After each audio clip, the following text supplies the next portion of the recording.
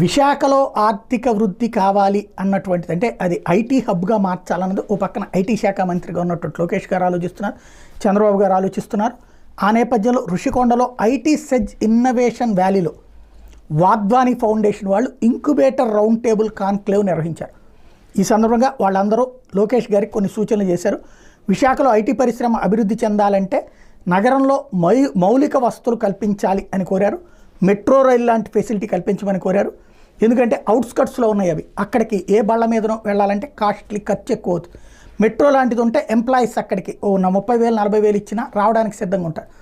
అదే ఇప్పుడు ట్రాన్స్పోర్టేషన్కే 10,000 రూపాయలు అయిపోతే 25,000 జీతం ఇస్తే వచ్చేవాళ్ళు దొరకరు, 40,000 ఇచ్చినా కూడా దొరకనటువంటి పరిస్థితి ఉంటుంది. కాబట్టి మెట్రో రైల్ లాంటి ప్రాజెక్ట్ ఉండాలి. అట్లాగే విశాఖని జాతీయంగా అంతర్జాతీయంగా ప్రమోట్ చేయాలి. ఇప్పుడు హైదరాబాద్, చెన్నై, బెంగళూరుకి ఉన్నటువంటి ప్రమోషన్ విశాఖ లేదు, అట్లా ప్రమోషన్ చెయ్యాలి అని ఇప్పుడు తాజాగా వాళ్ళందరూ